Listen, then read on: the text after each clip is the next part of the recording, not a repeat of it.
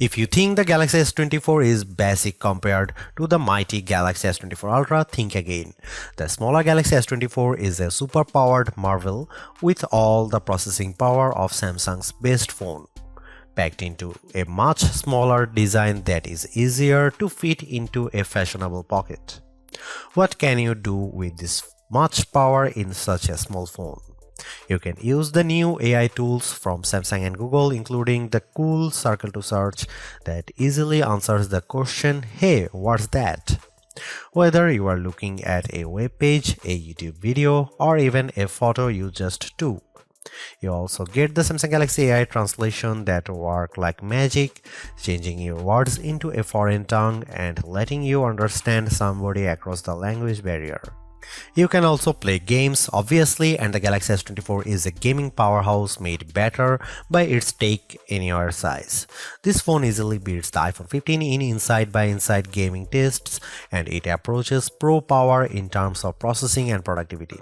It can even run Samsung DeX, the desktop environment that makes your phone work like a real computer when you plug in a keyboard, monitor, and mouse. While Apple screams on the CPU in its iPhone 15 and 15 Plus, giving those phones last year's processor, Samsung endows every Galaxy S24 phones with the same Qualcomm Snapdragon 8 Gen 3 chipset, at least in the US. Elsewhere, this phone and the Galaxy S24 Plus might use the Samsung Semiconductor Exynos 2400 chipset, and we'll be testing that model shortly, but we expect performance will be similar no matter where you buy the S24 and S24 Plus. The result is a phone that not only runs fast but also runs a long time, as we have seen great battery performance from phones with the latest Snapdragon on board. In battery life, the Galaxy S24 easily beats competitors at this size and price, lasting hours longer than the iPhone 15 or Pixel 8. The Galaxy S24 has a display that can crank out terrific brightness, though it isn't brightest or the sharpest display you will find. I had no complaints, even though I need to wear my reading glasses to read fine print at the highest resolution setting on the Galaxy S24. The display looks brilliant no matter how bright or dim it was set. For cameras, the Galaxy S24 can't compete with the Galaxy S24 Ultra, a phone that costs $500 more in the US, but it has the specs and features to take on the latest Pixel, and iPhone 15 fans should be jealous of the real 3x zoom lens that the Galaxy offers. There is no optical zoom on the iPhone 15, and once again Samsung wins with versatility, if not pure image quality. Samsung needs to prune its features and simplify, especially if it wants to win over iPhone fans someday. The iPhone 15 doesn't make you dig through 3 layers of settings to find the coolest new features. It just works. Samsung needs to just work a lot more on its software, because the Galaxy gets harder to use every year. Soon it will be too far gone. If you want more battery life, more versatility, and some seriously powerful productivity features, the Samsung Galaxy S24 is the right choice.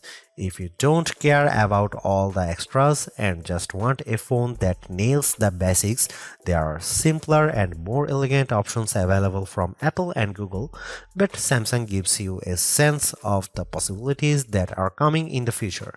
You just have to drag the phone out of the past to find it. Samsung is a perennial favorite when it comes to smartphone displays, and the Galaxy S24 is no disappointment, but it also isn't the clear winner in any aspect. I enjoyed reading web pages, playing games, and editing photos on the smaller screen, and even small text was legible and sharp. The screen was also plenty bright, even in outdoor sunlight, taking photos with the camera. Samsung is not giving us the sharpest display with the Galaxy S24, and it's odd for the company to fall behind a bit. The Google Pixel 8 and iPhone 15 both have a higher pixel density, making them technically sharper, though you might not notice the difference. The Galaxy S24 can get brighter than both of those phones, but OnePlus is pulling some 4500 nit magic out of its hat with the similarly priced OnePlus 12, so Samsung isn't the resounding brightness winner. Overall, I had no complaints about display unless I'm truly nitpicking. In our official lab tests, the Galaxy S24 had a wider color gamut than any competitor. Samsung is still sticky about Dolby Vision HDR support, which is what Netflix favors, but HDR10 Plus content look great and you can find that on every other major streamer.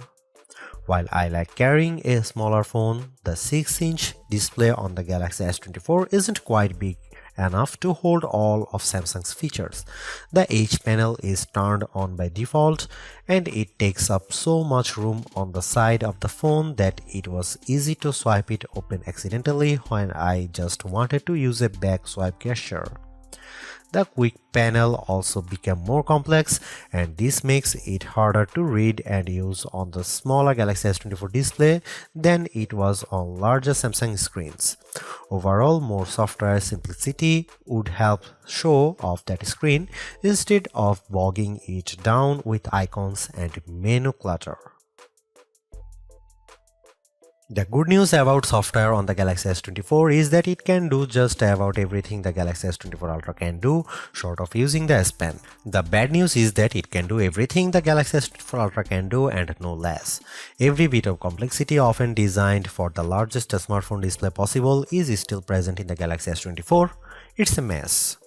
The Galaxy S24 is super powered, there is no doubt. There are big software features like Samsung DeX, which gives you a Chromebook-like interface when you plug your phone into an external monitor.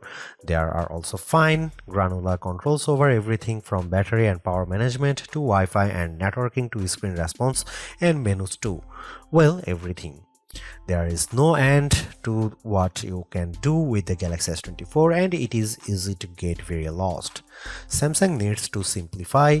There are too many features that are impossible to find, like wireless power sharing, which should let me charge my earbuds by setting the case on top of my Galaxy S24. Unfortunately, I can't find the button to make this happen, not without a treasure map and a pickaxe. The software problems are starting to feel like laziness. In setting up my Galaxy S24, I was excited when my older Samsung phone found the new S24 quickly and offered to transfer all of my stuff. This process quickly failed without warning and I had to repeat it. After it failed the second time, I was asked on another screen to use Samsung Smart Switch, which somehow worked. Why not just start there? The first time I turned on the Galaxy S24, I needed to update a ton of apps in the Google Play Store and the updates failed, then disappeared. I opened the Galaxy App Store and found a slew of updates there as well, even though there was no notification. My Galaxy was suddenly downloading strange Samsung software including a blockchain manager. I don't use anything blockchain at all. Then there are all the apps. There are too many apps from Samsung, too many apps from Google, and somehow even Microsoft gets its own folder. On a Samsung phone running a Google operating system? Good job, Microsoft. I hope it got what it paid for. All of this just feels lazy or cynical or both. It doesn't feel like Samsung has my best interest at heart from the moment I started using the Galaxy S24. It feels like the software is pushing me to do more, to buy more and use more. I just want simplicity. I just want it to work. Sure, the Galaxy S24 Ultra is our top camera phone, but that doesn't mean the Galaxy S24 is a slouch. Most of the great work Samsung has done improving its image processing carries through here. Photos I shot with the Galaxy S24 look better, more natural than photos taken with either the Galaxy S23 or my iPhone 15. You also get a real zoom lens with the Galaxy S24 and it helps a great deal. Having a real 3x zoom brings you closer to the field on the stage, even if the zoom lens is paired to a awfully small sensor that produces images with more noise and blur than I'd like. No matter, neither the Pixel 8 nor the iPhone 15 has optical zoom around back, and real zoom is always better than digital zoom, all things being equal. You might occasionally get better shots from the main camera on the iPhone 15, and the Google Pixel 8 does a better job with low light images, but the Samsung Galaxy S24 is much more versatile. I actually find Samsung's different camera modes like the food mode or the dual camera video recording mode to be fun and useful. My baked goods look detectable when I shoot them with the Galaxy, and the dual camera's video is great for reaction shots with my kiddo. Samsung also brings a bunch of AI tricks into the camera, both in the camera app and Samsung's image gallery. I wish there weren't two photo apps including Google Photos, but here we are. Unlike the Pixel, which gives you AI editing in Google Photos, Samsung keeps its Magic Editor software in the gallery. With Magic Editor, you can resize an object in your photo and move it around. You can erase the background entirely and replace it with something new. The phone will use AI to figure out what's happening in the foreground and match the new background appropriately. There is also a tool that adds more background to an image if you rotate it and end up with blank space. In practice, these are surprisingly useful. I like erasing spectators in the way when I am trying to see my kid on the field. The generative AI did a nice job without a heavy hand, and the results usually looked natural enough. I hope Samsung doesn't go too much further into creating fake imagery, but the Galaxy S24 will affix a watermark to images that have been edited using AI. Here you can see some camera samples.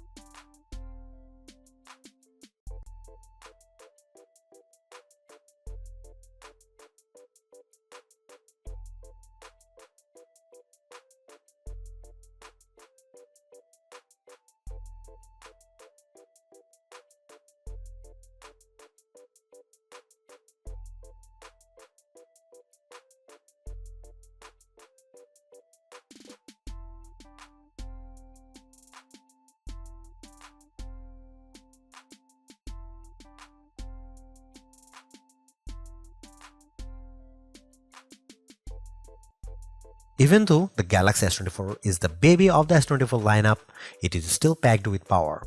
If the larger sizes of the S24 Plus and S24 Ultra don't appeal to you, but you don't want to miss out on the latest and greatest that Samsung has to offer, then the S24 is still a good buy.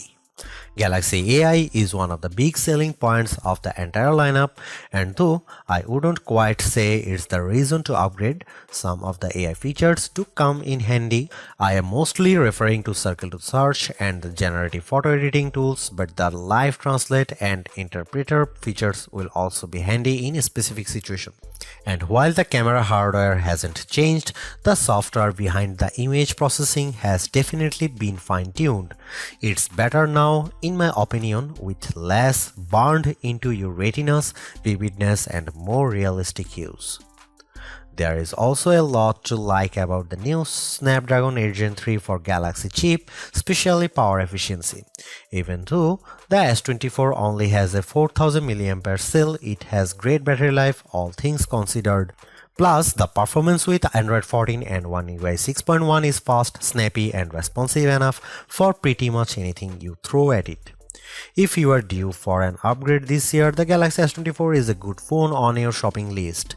It's not a must-have upgrade if you already have a Galaxy S23, but if you are upgrading from an older model, There is a lot to like here. Thanks for watching. See you in the next one.